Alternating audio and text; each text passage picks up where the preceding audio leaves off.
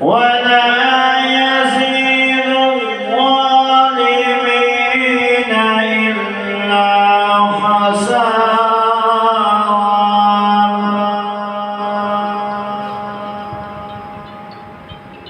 وإذا أنعمنا على الإنسان أعرض ونأى بجانبه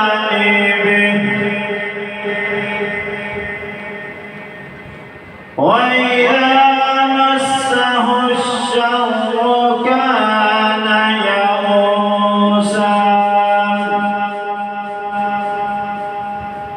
قل كل يعمل على شاكلته فربكم